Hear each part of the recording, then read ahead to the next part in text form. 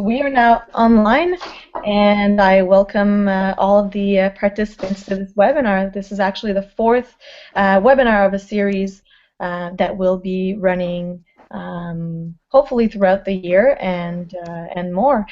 And this webinar will be led by Mitchell Beer.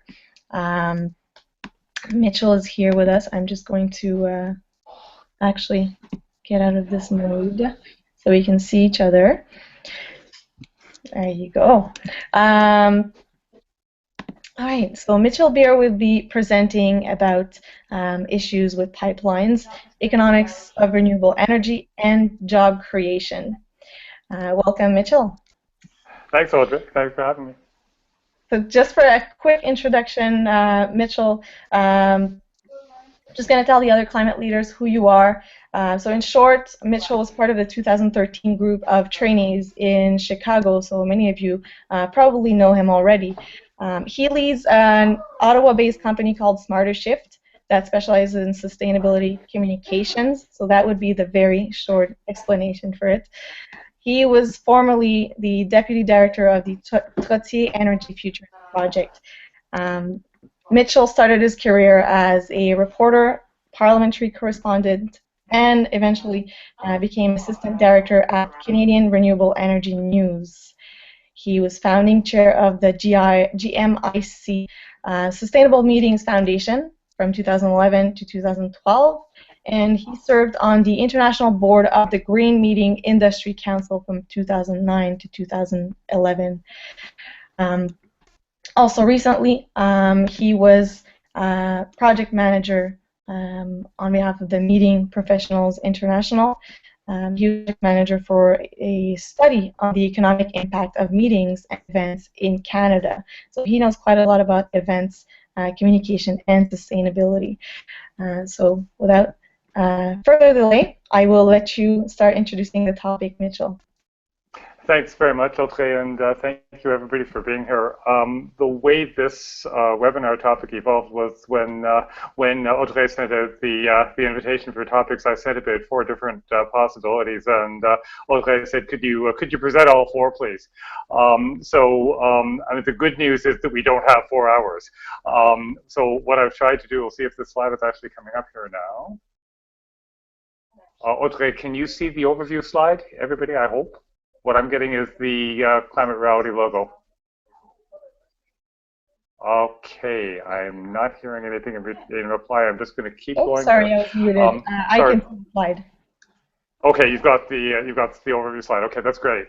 So here's the ground that I'm going to try to cover today. Basically, just a quick look at what's up with pipelines, why the federal government and its shall we say its sponsors in the oil and gas industry seem to be so determined to hurry this up, because it might not really be the reasons that you think, or maybe it is. What economic risk Canada faces as a result of this mono-focus on fossil fuel development, and then a little bit on job creation, and maybe some thinking of some questions on what we really mean when we say, and I hope we're all saying, that nobody gets left behind in the low carbon transition.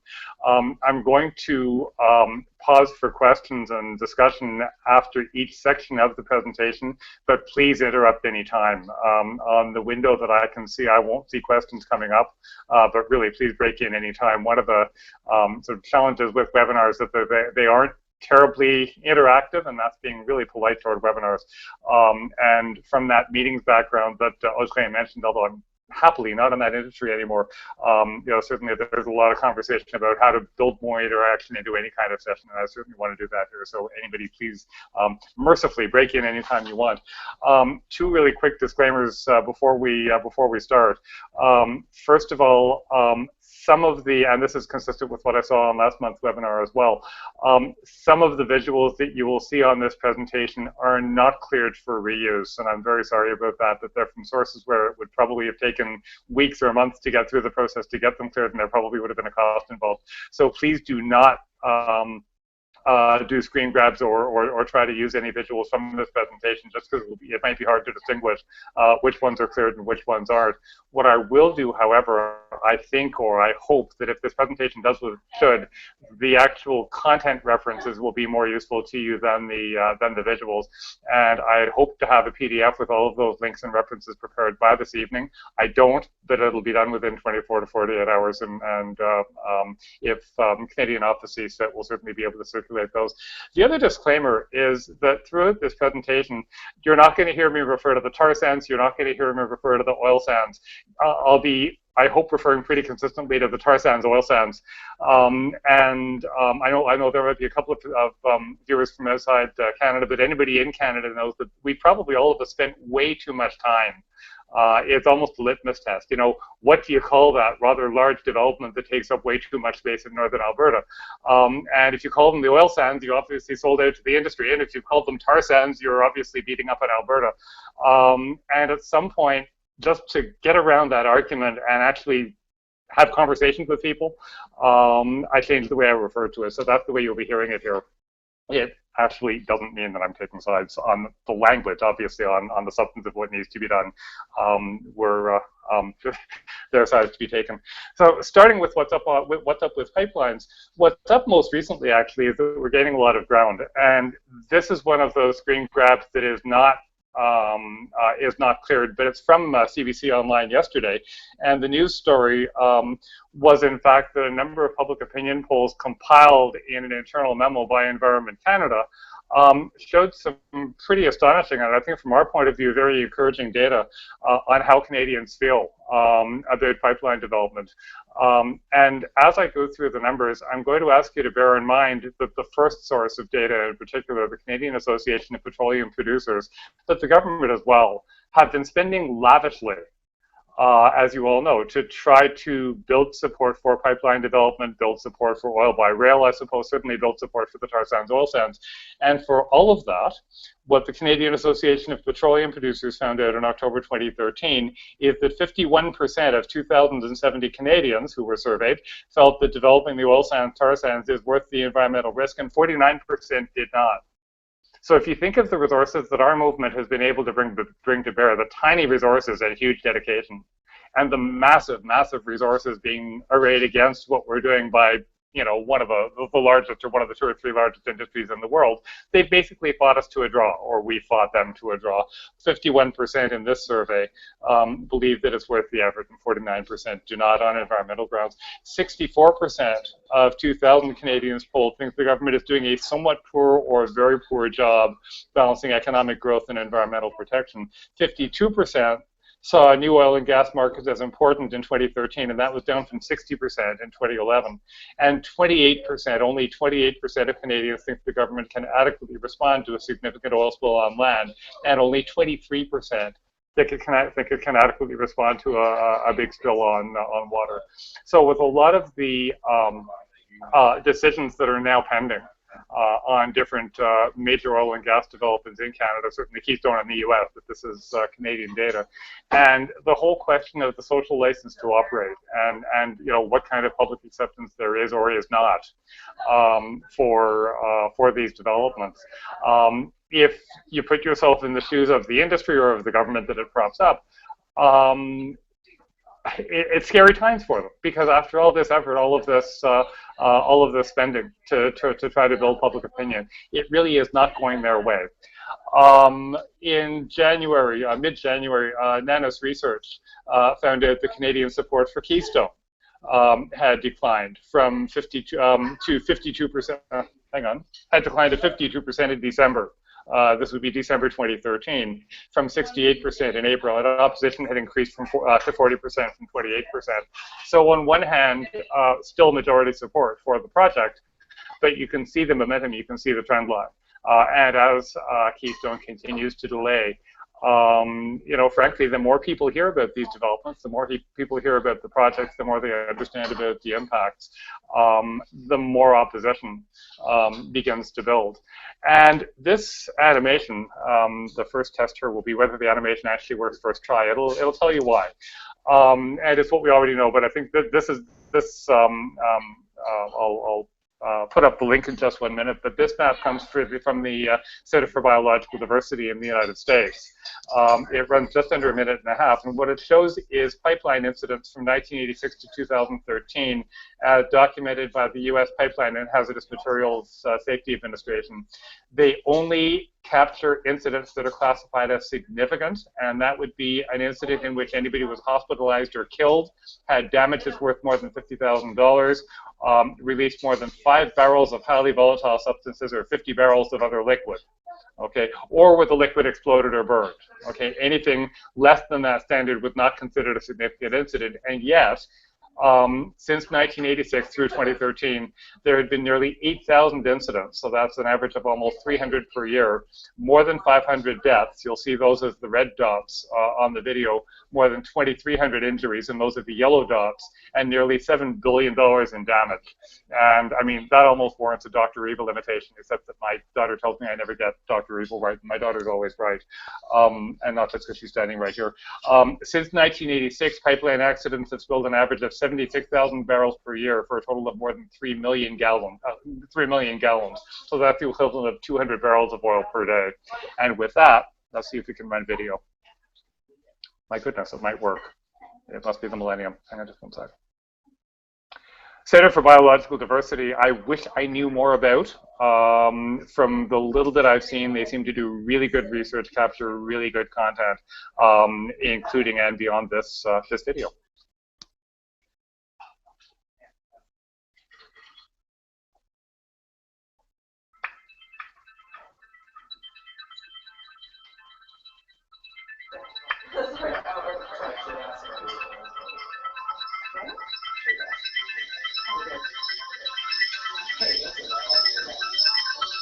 I'm not sure if you're getting the sound here.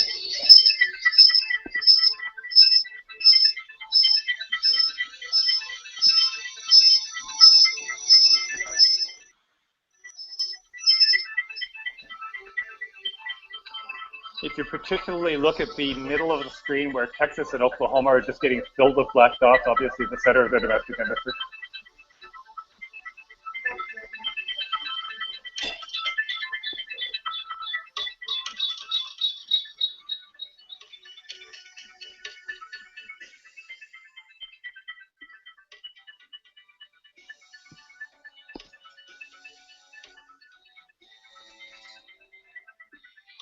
You can see those blue dots in the Gulf of Mexico.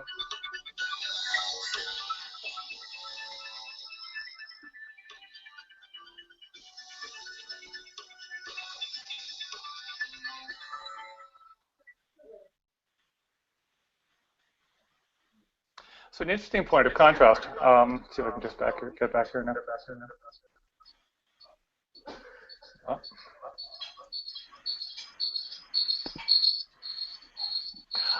Interesting point of contrast. Again, if you look at just the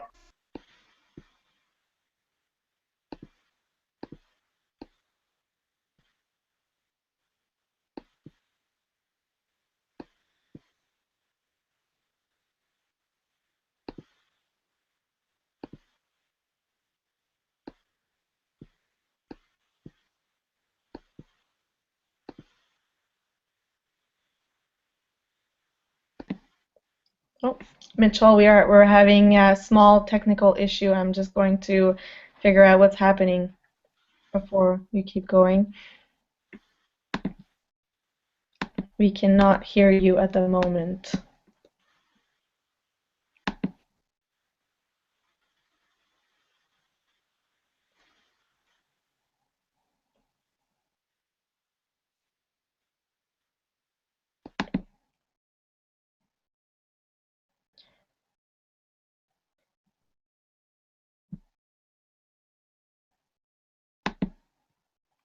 Okay, just 1 second. I'm trying different things to get your microphone back.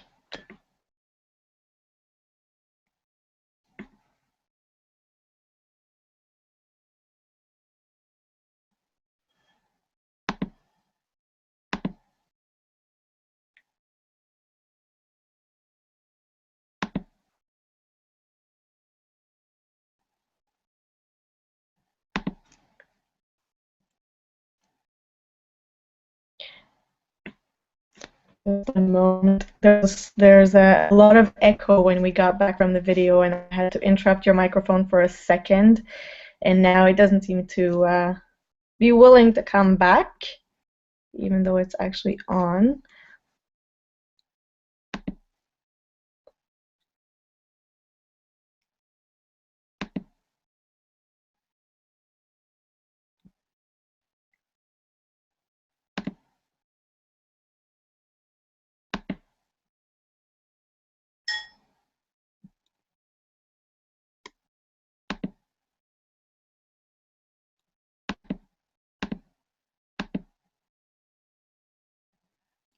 Okay.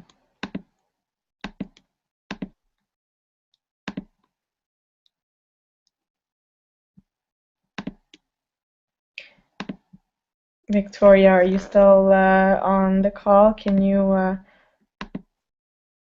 I'm not sure if you can try to bring back the microphone from Mitchell.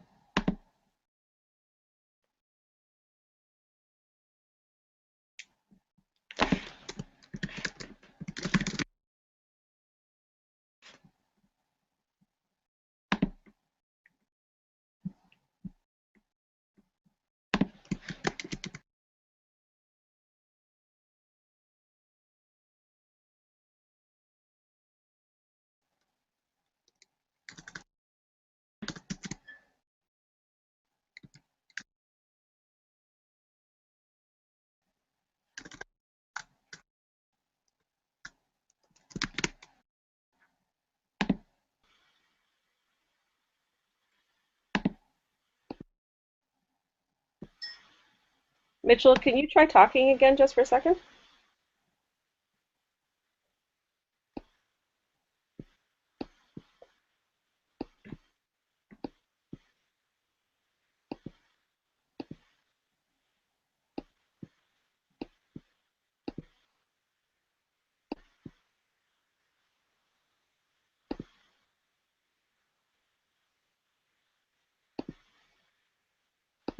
How's this?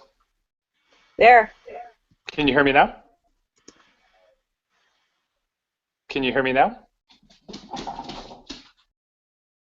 Yes, we can hear you now. Excellent, great, okay. Okay. Sorry about the interruption, folks. Can you still hear me? Yes. Excellent. Okay. I'm not sure where I left off, so this might be a slight repeat. But what I was saying coming out of the video is that if you look at the, just the massive impact of oil and gas, through Texas, through the Gulf of Mexico, an interesting point of contrast to the state of Texas is that last I heard, Texas had the largest wind energy installed capacity of any United States, any U.S. state, and I have it on good authority that that's not just the hot air coming from their state capital, although there's certainly a lot of that. On one hand, you have a state that is just so inextricably tied to certainly one of the dirtiest forms of energy humanity's ever come up with, and on the other hand, getting a lot of very positive direct experience with an alternative that is clean, that is sustainable, that is lower zero carbon, and that is increasingly affordable and cost competitive with non-renewable energy. So trying to recapture a bit of a train of thought here, that is, hang on. Now I'm having trouble with my, there we go. That I guess is a bit of background for just the scale of pipeline activity that's already going on in Canada and North America. This is another map. It's a screen capture from CBC, and again, it's not one that we can use it, that I should probably be using now. But if you look at the map to the left, you'll see the yellow dotted line for the proposed Northern Gateway pipeline. The squiggly pinkish purple line toward the left is the existing and proposed Trans Mountain or Kinder Morgan pipeline. And from what I can tell, this doesn't even show line 9B. Yeah, I guess it does show line 9B proposed to be reversed through through Toronto, and I don't think it shows energy east. This would be oil then, not at this point gas pipeline. So you can see the scale of the activity. You know, really the contrast between what we're up against in Canada and what a low carbon transition could really look like. Something to keep in mind, and this really could be a topic unto itself, is that the diluted bitumen that is being carried through tar sands or oil sands pipelines is a different substance, and this is one of the many photos that resulted from the Kalamazoo river spill in 2010. And a great source on this that'll be in the references is an online publication called Inside Climate News. It's an online publication that actually won a Pulitzer Prize for its reporting on the Kalamazoo spill. So as a former journalist, you know, just warmed my heart that they got that recognition. Just as a quick snapshot of diluted bitumen as a substance, this is from the Globe and Mail in mid-January. It's a molasses-like product, the product that would be transported in this story by the proposed through the proposed Northern Gateway pipeline, but through Energy East as well. It sinks in salt water when it's battered by waves and mixed with sediments, according to a new study by the federal government. The report was conducted by Environment Canada, the Department of Fisheries and Oceans, and Natural Resources Canada. And it also found that the commercial dispersant Corexit, which was used in the Gulf of Mexico spill in the Deepwater Horizon, that Corexit had only a limited effect in dispersing diluted bitumen. And we also found out in Deepwater Horizon that Corexit was so toxic that it was almost as bad, or in some ways as bad, as the oil spill that it was supposed to correct. Just as a measure of how far behind regulators are, there's a hazardous material number that is assigned to different substances that are carried by road, by rail, by pipeline. And according to Mike Fletcher from Ecology Ottawa, he's with their Tar Free 613 campaign, in his research, Mike found that dilbit and regular oil still receives the same hazardous material classification, because it's a new enough substance that the regulators haven't kept up yet. And what that means, first of all, is that there, at least within that system, there's no distinguishing the variable environmental impact of dilbit versus a regular oil spill. It also means at a very practical, hands-on, frontline level that when first responders go to deal with a pipeline spill, or with any other kind of oil spill, for their own safety and to be able to do a good job. They want to know what they're dealing with. And dilbit has different properties. If they're just told that I don't have right in front of me what the material number is, but if all they're given is a hazardous material number on their way to that on their way to that incident, they won't be prepared for what they're dealing with. So I'm going to pause there. We're about to get into the next session of the presentation. And again, I know there was a bit of a break in the middle, but let's just ask if there are any questions or discussion on what we've covered so far. I do not see any questions on the Q&A app right now. Okay. Anybody, please? We really want this to be interactive. We do. I'm checking also on the YouTube just in case someone is posting questions somewhere else.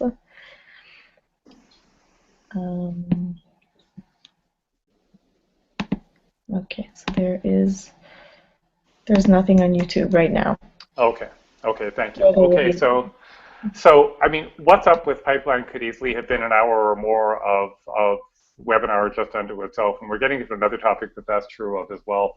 And that really, I mean, if you consider the amount of emphasis, the amount of attention, the amount of preferential treatment that oil and gas gets in Canada, you know, you would think that this was an industry that's in for the long haul, an industry that's, you know, strong and stable as it likes to present itself.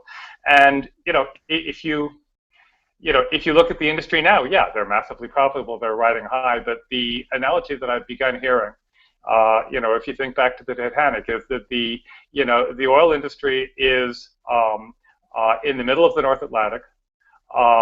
The iceberg is right ahead. In fact, there are several icebergs right ahead. That person who is supposed to be, up ahead, watching for danger and warning the crew. He's passed out on the deck because he's been spending too much time drinking with lobbyists and partying with lobbyists. So they don't even know that those icebergs are ahead of them. And that's not a very technical description of what's ahead for them. But really, this industry is not necessarily as strong as it conveys, or as a lot of people in the industry probably think. And the first inkling that I got for this was when the mayor of Calgary, Naheed Nenshi, was speaking on CBC Radio's The House on February 2nd, 2013. And this is a link that'll be in the materials for this presentation. You know, Nenshi is widely respected not only in Calgary, but right across Canada.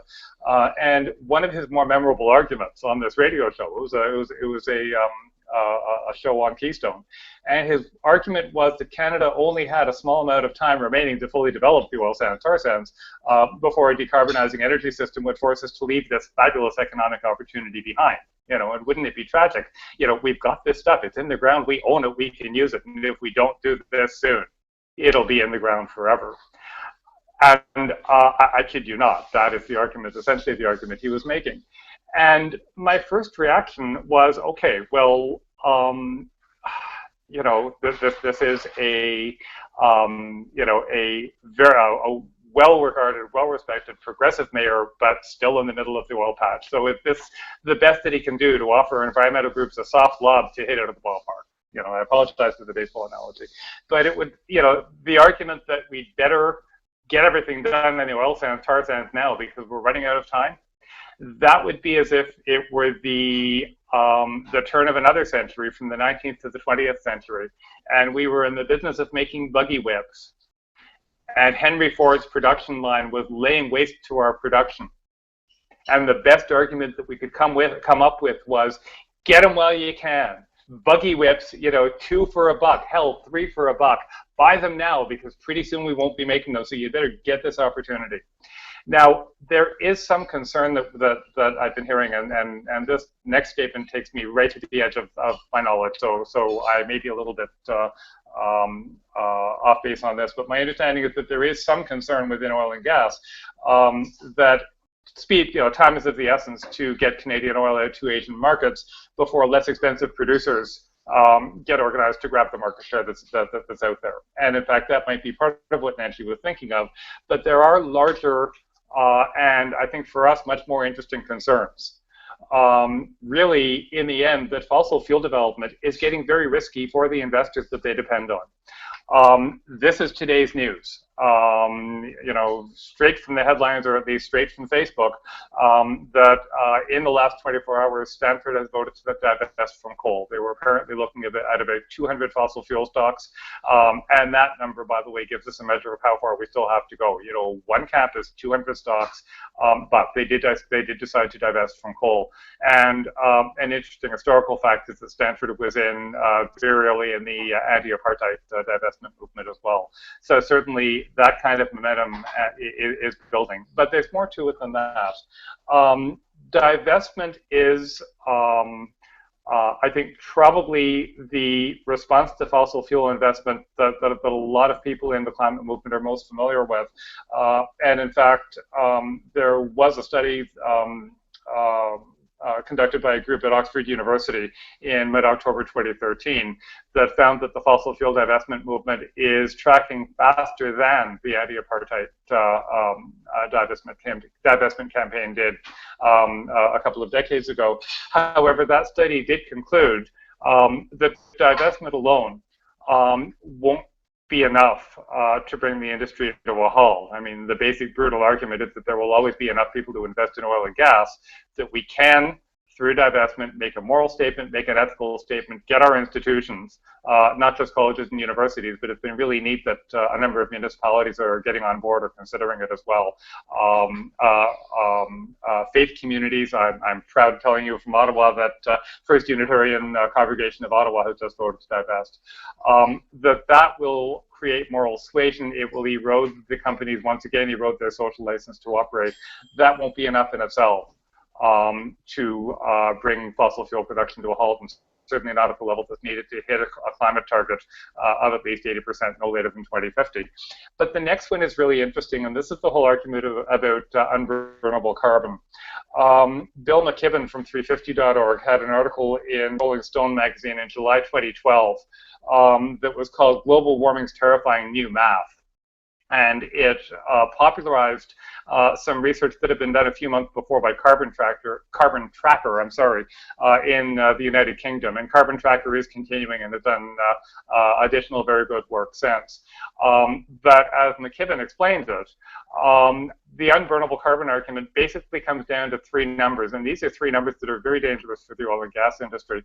The first is 2 degrees Celsius, and you all know what that is. That's the arguably the maximum warming, and there are arguments for 1.5 or 1 Celsius as well. That 2 degrees Celsius was the consensus target at the Copenhagen Climate Conference in 2009, and pretty much the only thing that governments of the world have agreed to, he said, to bring climate change under control. The second number is 500, and if I have the number right in my head because it's not in my notes, 595 gigatons. That's 595 billion tons. And that is the greenhouse gas emissions that we can afford to emit between now and 2050 worldwide if we want a 4 in 5 chance of being able to adhere to the 2 degrees Celsius target. And as McKibben said in the article, a 4 in 5 chance is somewhat worse odds than you would get if you decided to play Russian roulette with a 6-shooter. But personally, 80% odds, I'm in. This is important enough. Let's keep going. But the other thing that's true about 595 billion tons is that, large as that number is, we are on track to exceed the total somewhere around 2029, when that's our budget through 2050. The third number is 2,795 gigatons, 2,795 billion, that's billion with a B, tons. And that is the total carbon content of the oil and gas, and I believe coal, that the companies have already discovered that they have in their reserves. And don't ever, ever forget that Exxon alone is spending $100 million a day exploring for more. So if you take those last two numbers, 2,795 gigatons versus 595, about 80% of that is unburnable. In any reasonable climate scenario, 80% of that oil and gas has to stay in the ground. So if you're in the heat and energy, if you're the industry, you're scared that people might actually start to wake up to this and realize that unburnable carbon is a reality, and there's a lot of effort going on to making that case. The reason this is an issue for investors is that if you look at what assets fossil fuel companies can claim when they're valued in the market, when they go out to shareholders, it's their potential to burn the assets they own, and the assets they own are those 2,795 gigatons, excuse me. So that is where unburnable carbon becomes a fascinating and a very important argument for investors. And it's gaining more and more sway throughout the investment community. Even more immediate, and one very important hands-on issue that you don't hear a lot about, but it applies not only to oil and gas, but to any energy mega project, is that, if you look at the time that it's taken them even to get approval for Keystone, and possibly even some people on this call will have some of the credit for that. But if you look at Keystone, if you look at a production facility, if you look at a nuclear plant, these large, centralized, non-renewable energy development take a lot longer to plan, a lot longer to fund, to get approved, and then to build. And that was enough of a problem for those industries in the late 70s, early 1980s, when what at the time was the second largest electrical utility in North America, Ontario Hydro, was bankrupted by a non-renewable energy development. Darlington is a 3,800 megawatt nuclear station on the shore of Lake Ontario. It took so long to develop, and there were so many changes in the market while it was in development, but its business plan was already in place, that Ontario Hydro for practical purposes, went bankrupt. If you're an electrical utility subscriber in Ontario, you're still paying for it through a debt retirement charge. And we heard recently that the provincial government wants to rename the debt retirement charge. It's still a debt retirement charge, and we're still paying for Darlington. Credit to that government, by the way, for deciding not to proceed with a second set of nuclear stations at Darlington. But that dynamic applies even more now than it did then, because the energy markets are moving so much faster than they were in the 70s and 80s. And of course, the biggest driver there is massive, rapid reductions in cost in the low carbon alternatives. Solar has fallen in price 99% since the 1970s.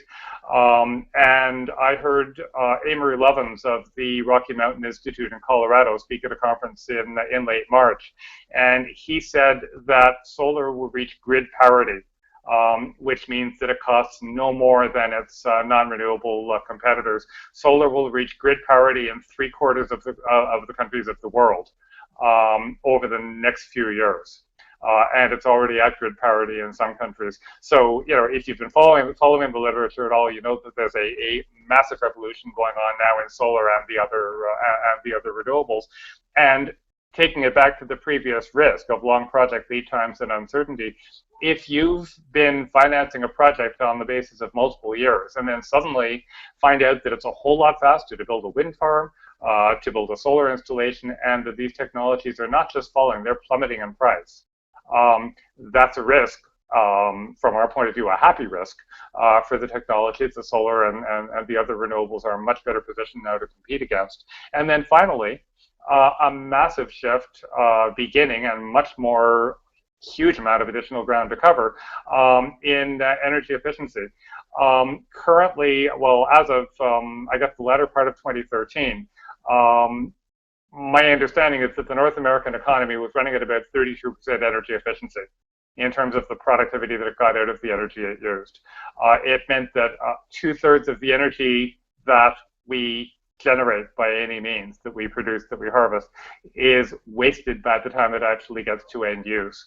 We'll never get to 100%, but we can be doing an awful lot better than 32%. And what energy efficiency does is that it erodes demand for any kind of new supply. And once again, the non-renewables are a lot more vulnerable to that because they're a lot less nimble. They can respond to market changes much less effectively. It takes them a lot longer than the smaller renewable energy alternatives. Just as one measure of how much we can do and how much scope there is to add efficiency, since the early 1970s, only about 30 or 40% of the energy efficiency that's taken place, the improvements in energy productivity in the Canadian economy, have actually resulted from any deliberate effort.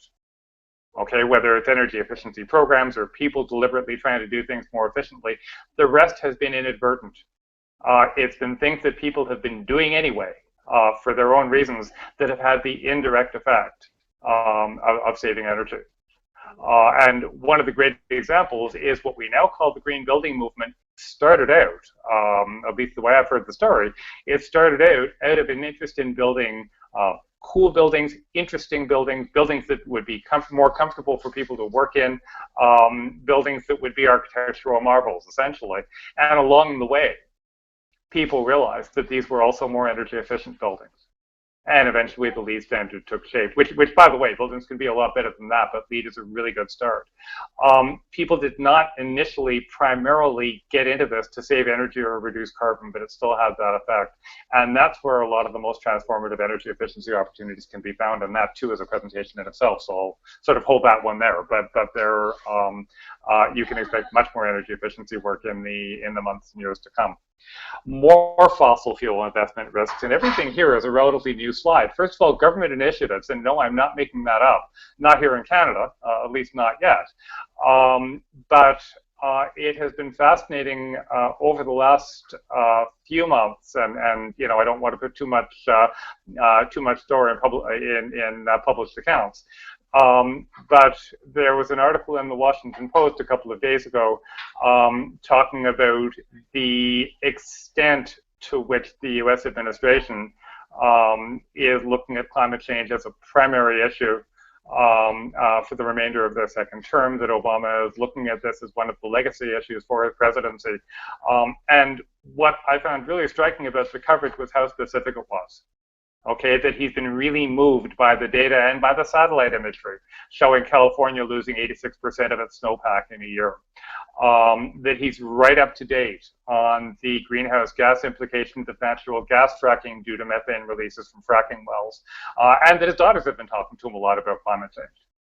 So, I certainly, I don't think any of us probably on this call would suggest that that in itself is enough to tell us that, the job is done, the problem solved. But certainly support coming from areas where I'm sure many of us had either, given up on seeing anything positive or seeing very much positive. There is more momentum. International agencies routinely publishing warnings that now is the time, that we do have time to get climate change dealt with, but we need to get started now. The U.S. National Climate Assessment was released yesterday, and in some of that same coverage, the analysis was that the last time the national assessment was produced, it was under the radar. It just got a smattering of coverage. This time it was released from the White House, and it got a lot of coverage, a lot of attention, lead news coverage, and all of it focused on the very specific local impact that people are seeing right now and connecting the dots back to climate change. And then finally, 2015 is the year that when the annual Conference of the Parties to the UN Framework Convention on Climate Change, just as they were saying a few years ago that Copenhagen would be the conference where they would finally get the deal done, now they're saying Paris. So some of the momentum we're seeing now is very timely, building up to what we can hope will be some useful results at Paris. And then finally, a lot of things going on outside government circle, but the one that I'll mention is the Clean Trillion, which was an investment summit held by Ceres in January 2014. And I know there's at least one climate reality leader working at Ceres as well. Ann Kelly presented to us in Chicago last summer. The point of the Clean Trillion was that there have been some good estimates of the investment that will be needed in clean technology to make the transition by mid-century. And so Ceres basically said, fine, we need investment. Let's start finding it. And the comment from Slate magazine online again around the time of that summit was, even Wall Street is worried about climate change. So increasingly, we're seeing investors turning their attention to low and zero carbon energy alternatives. Finally, when they start making fun of you, time to pack your bags and change industries. And in a way, we're coming up to the quarter of the hour. We don't have time for this story, but in a way, we don't have time not. Globe is an environmental business conference that takes place every 2 years in Vancouver. At this year's Globe, there was a plenary session. I arrived in the session late, so unfortunately, I don't even know who this was that was speaking, but it was an oil and gas executive. I believe he was from Enbridge, but I do stand to be corrected on that. Somebody in the audience asked this panelist, why the oil and gas companies aren't moving faster on climate change. And for anybody who's been in this work for a few years, the response was, oh, well, you have to understand, we're doing the best we can, but, it's very complicated to turn things around. And he said, look at the metal in my cufflink, look at the thread in my suit. I'm quoting more or less verbatim here, look at the wood on this table. All of this, somewhere along its supply chains, has fossil fuels in it. And it was very much the kind of, there, we'll pat you on the head and, you just let us take care of it kind of answer that we used to hear from oil and gas. A lot of people afterwards were literally saying he shouldn't have been allowed to say that from a podium at Globe, although I'm not sure how anybody would have stopped a spontaneous comment. Frankly, my reaction was, oh, isn't that sweet? It's so long since you guys have condescended to us so obviously. It's like a blast from the past. Thank you. That was lovely. Now let's move on. He did move on to say, and by the way, don't you all understand that small-scale renewables can only supply 20% of the grid? Now, you wouldn't want us to crash the grid, now would you? Sitting next to him was Jules Coltenhorst, who's the new CEO of the Rocky Mountain Institute in Colorado. And so if you can sort of visualize it, or if you can get the visual on me, ultimately without losing sound, I can sort of mime it. Sitting right next to him, he sort of turned to this other panelist in front of an audience of probably 400 or 500 people and said, okay, what European country has the most stable electricity grid? I don't know, Denmark. What percentage of Denmark's grid is renewable? I don't know, 45%.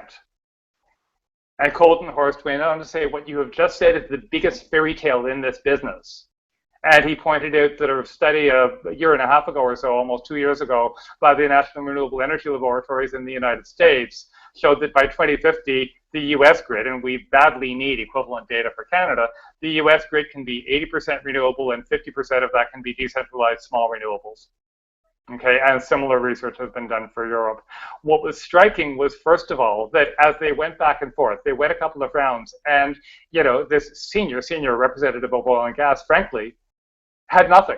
He had nothing to share, nothing to say, and the applause were with the representative from the Rocky Mountain Institute, and we would not have seen this 5, 10, 15 years ago, I don't think. So once again, when they're mocking you, it's game over.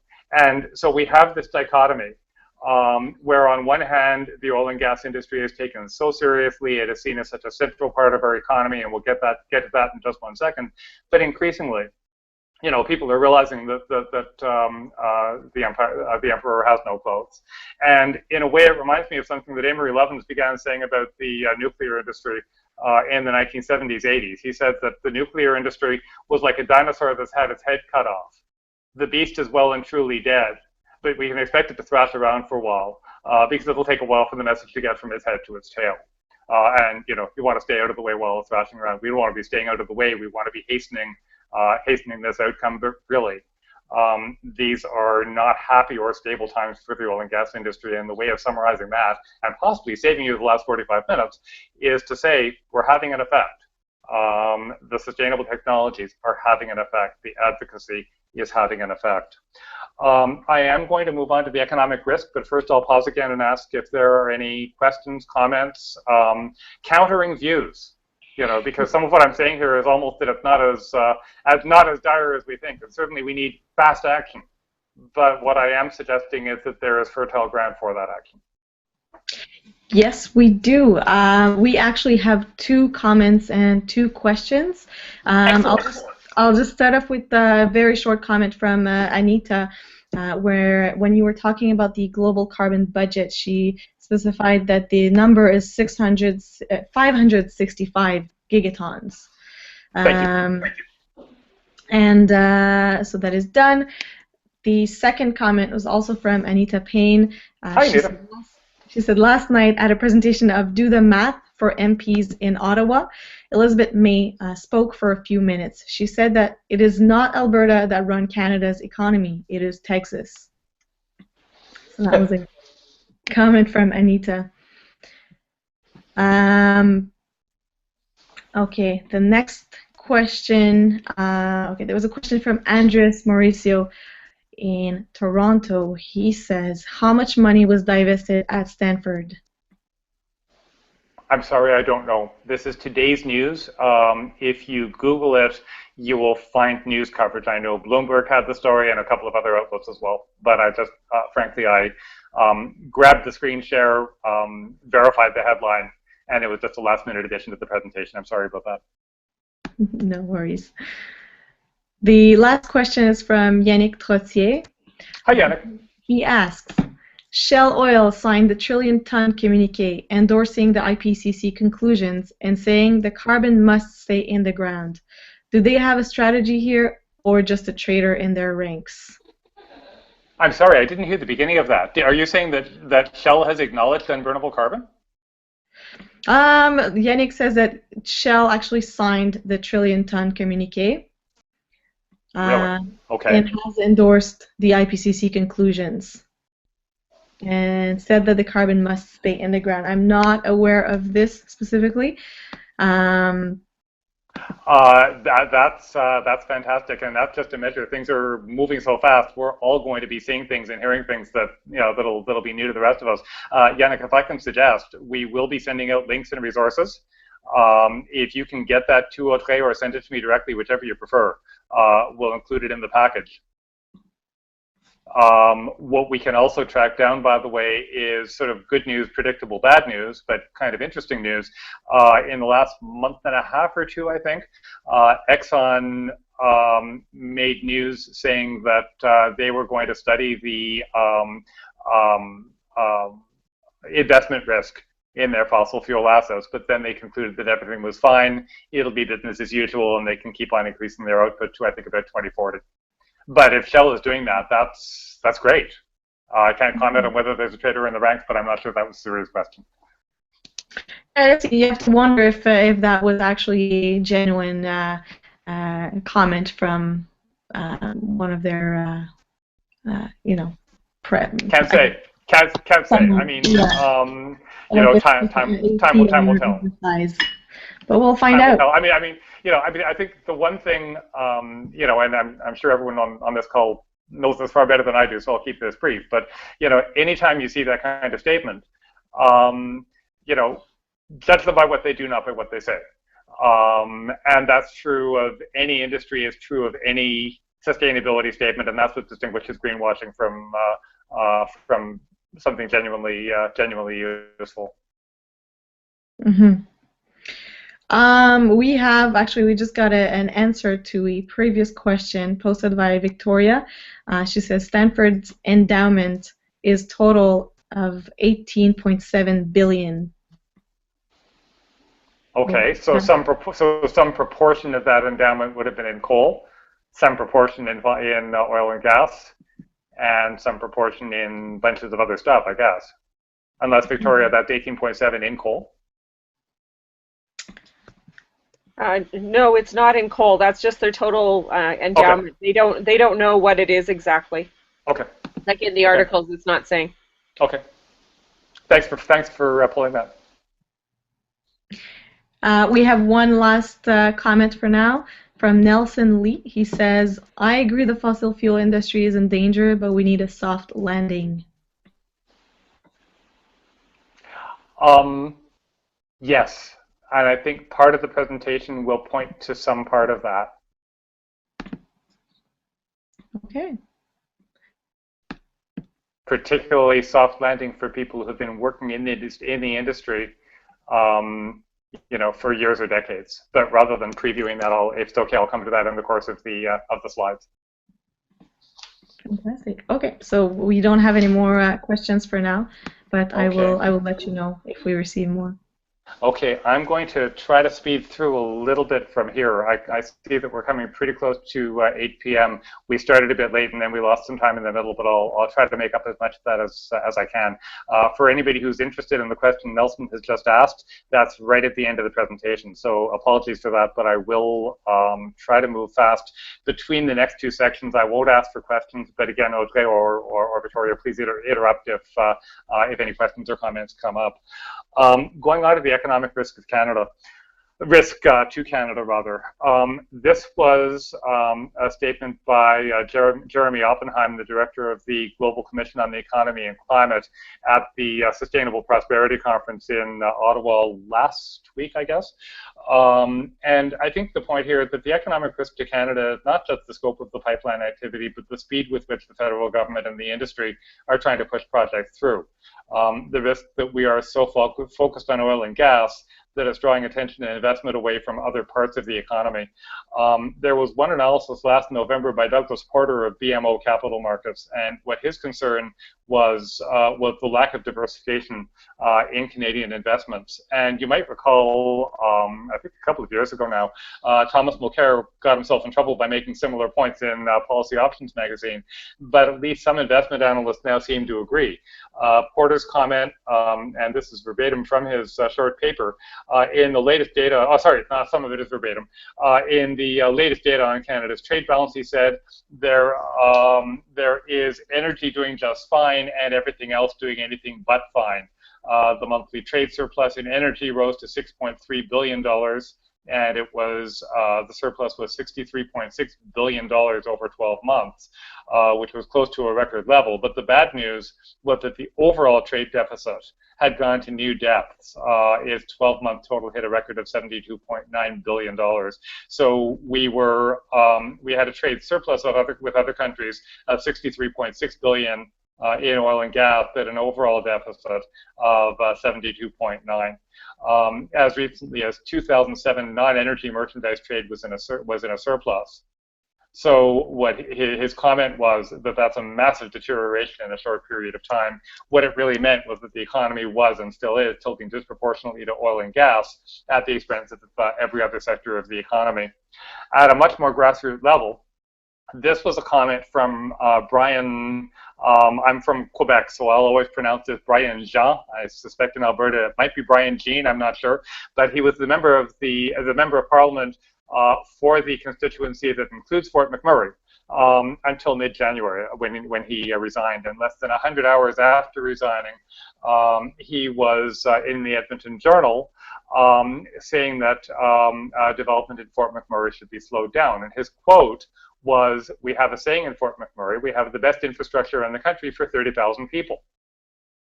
They have a population of 77,000. Not including another 30,000 people living in temporary work camps." And I think one part of the story that maybe I've just missed it, but I haven't seen us telling this story very much in the climate movement, is the social and economic and human impact of energy and resource boom towns. And this is not something that is limited to the fossil fuel industries, but it certainly includes them. In 1973 to 76, and this is data that I picked up at a conference in Edmonton in 1981 called The Human Side of Energy. Within a couple of days, a few of us troublemakers at the conference had nicknamed it Dehumanizing Energy. But what was very good was the material on boomtown social impact. What we heard was that when Craig, Colorado grew by 43% from 1973 to 76, it also experienced a 130% increase in child neglect and abuse, a 222% increase in crimes against property, a 352% increase in family disturbances, 623% more substance abuse, and an overwhelming 900% increase in crimes against persons. And this research came from Judith and Joseph Davenport, researchers at the University of Wyoming at Laramie. We also heard from Alan Warwick at the University of Alberta and Lynn Dale of Alberta Municipal Affairs, who noted that communities have to bear the logistical brunt of large-scale development before they can hope to tap into whatever benefits there are.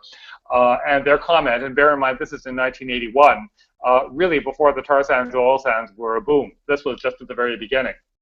Their research showed that it was enough of a challenge when Fort McMurray had to absorb a 20% annual growth rate between 1972 and 78.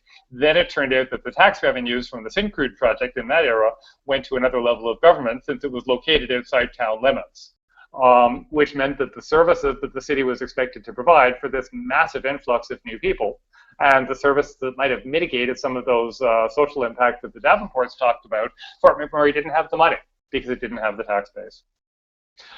So I like to do this one as a pop quiz, because once again, we tend to make the tacit assumption that the tar sands, oil sands are right at the center of our economy, that it would be the end of life as we know it, certainly the end of economic life as we know it, if Canada were to make a commitment to quickly diversify out of that production. And maybe this is part of the answer to Nelson's question about a soft landing. So the pop quiz is, just think for yourself, because we don't have microphones on everybody. What percentage of the total economy would you say that the energy sector in Canada represents? So the energy sector is a percentage of direct gross domestic product. In spite of the fact that I'm signposting pretty clearly here that it's going to be lower than you expect, I've usually heard people estimate, 10%, 15%, 18%, and they think they're guessing low. Well, it's about 5%. Okay, and then if you look at oil and gas as a percentage of Canadian jobs, and Audrey, I know you took a screen grab of this earlier, this is where the numbers have changed because StatsCan posted 2013 figures, 0.4% of direct employment. And it's probably somewhere around 1.5% of direct and indirect. Now, there's an interesting statistical artifact here, and that is that conventional oil and gas production, in the way Statistics Canada breaks up the national accounts, conventional oil and gas is treated as oil and gas. Tar sands, oil sands production is counted as mining. Okay, so isn't that a nice little bit of semantic clarity from back in the days when StatsCan was, and it was treated as an independent agency as opposed to being cut back and so badly damaged by the federal government. But if you take that 5% of 0.4% of Canadian jobs, bulk that up to allow for the fact that that includes regular oil and gas, but not anything that would be classified as mining, and it's still a pretty small part of the economy. That takes us straight into some material on job creation, and it's been known for 30 or 35 years that renewable energy and energy efficiency create orders of magnitude more jobs per dollar spent than any non-renewable energy development, including oil and gas. And there are a bunch of reasons for that. And again, this is another one of those that could be a presentation unto itself, but I will keep it quick here. These are the statistics from the executive summary of the study. This was by Blue Green Canada in 2012, and I will include the link with the materials, that if you spend $1.3 billion, and I don't remember offhand why they used that particular figure, but it was a common point of comparison, oil and gas would produce between 2,300 and almost 2,700 jobs, wind, solar, hydro, biomass, for various industry targets, more than 20,000 jobs, energy efficiency, more than 18,000, and then investment in wind and solar sufficient to move towards a 2 degrees Celsius target, almost 19,000 jobs for 1.3 billion invested. So certainly the job creation is there. However, there's an elephant in the room.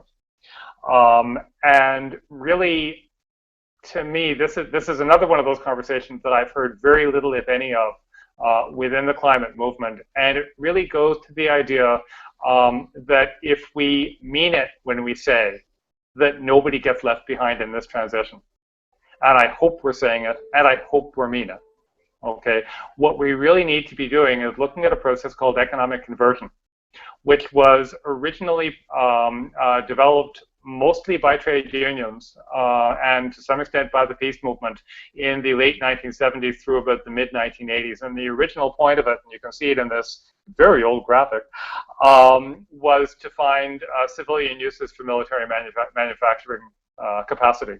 And there was a wonderful graphic. It wasn't technically accurate, but it really sort of told the spirit of what was to be achieved, where, through a series of about four or five or six frames in a cartoon, a group of workers started it with a fighter jet and ended up converting it into a mass transit vehicle. In reality, aerospace manufacturing is probably more amenable to wind turbine manufacture, but I'm getting way too far into the weeds with that.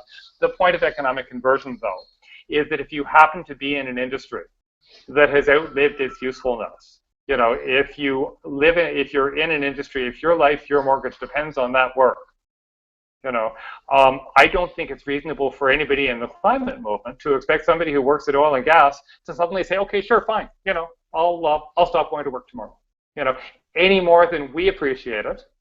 And I'm not putting this in the conditional, because I think a lot of people in our community, in our industries, in our movement have seen it happen. That jobs have been cut back because the flavor of the month was to not invest in renewables, or that certainly, jobs in the nonprofit sector have been, and in the environmental movement have been cut back massively. What really brought it home to me that we need to focus more on this is that I was briefly involved with the TAR 3613 campaign in Ottawa, and at one point we were involved in a community hearing in Stittsville, which, if you know Ottawa at all, it's one of our far western suburbs. And one of the participants, not one of the panelists, but one of the visitors to this open house, was a pipe fitter who was probably in his early to mid 50s. He thought climate change was a myth and was strongly supportive of Keystone. And, we, as you can imagine, had a bit of a conversation and somewhat politely agreed to continue it because it needed to continue. But I thought about it afterwards and realized, in what universe would he not be a climate denier?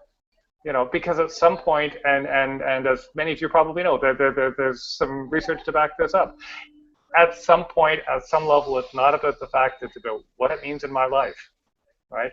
And if you're a pipe fitter in your early to mid 50s, it's the only work you've known. You're maybe worried about the apprentices who are coming up in your workplace. It's the only work they know. You know full well that we're in an economy where if your job goes away, you're going to be tossed on the scrap heap. there won't be any retraining. There won't be any other opportunities, right? You'll be lucky if you can get a job at McDonald's. And so you hear these folks from the renewable energy side saying, you know, we've got loads of jobs, orders of magnitude more jobs. Well, where's the transition? Where's either the soft landing or at least the manageable landing? And economic conversion can point us in that direction as a set of concepts with some experience, some practice behind it, not nearly enough. But the conceptual base for it is there. One of the real cornerstones is that people in the workforce that are affected have a fundamental role in participating in the process and driving the process. You know, so that it's either the ideas, you know, the things they've always wanted to work on, with the skills they've had, but they've never been a chance, or at least to have some say in how that process goes. And, you know, I really think that all of the advocacy we're doing will be so much stronger if, on top of everything else we're doing, all the other research that we bring to bear, if we can add this to our menu. I think it is crucial if we're going to make the economic as well as the technological transition to a low carbon future in the time frame that we have available, and really short circuit a lot of the opposition that we're seeing.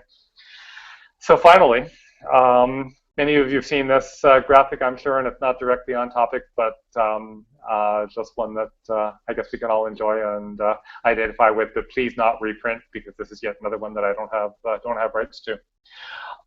It is about 7 minutes after 8.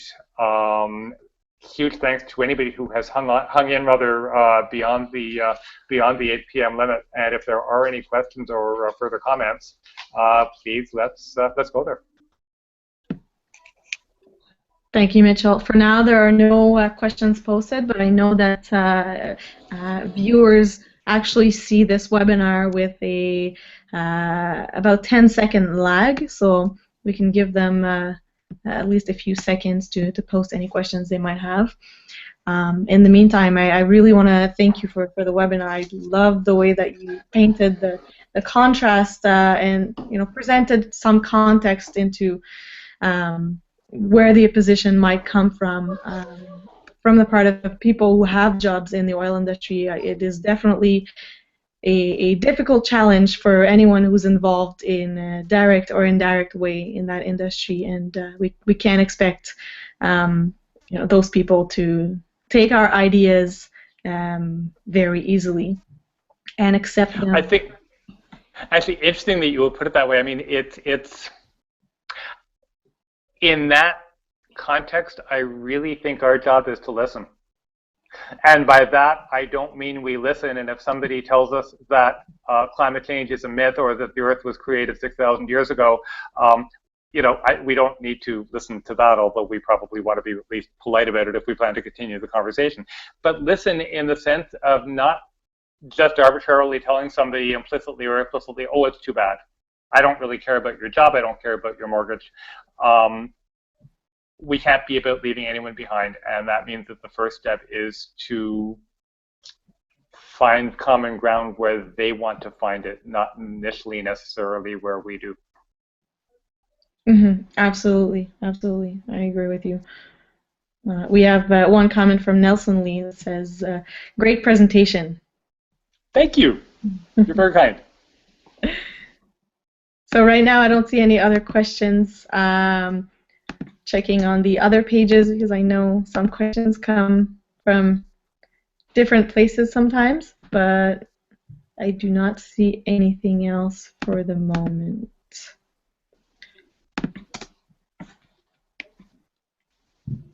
Okay, well, everybody have a great night, and thank you for being here. We will have the links available to you. Okay, I should be able to get them to you in the next 24 to 48 hours. And Yannick, if you're still on the line, and if you have that material on shelf, please send it on. And I'm not only saying that selfishly because I really want to see it. I think that's something we should all have access to.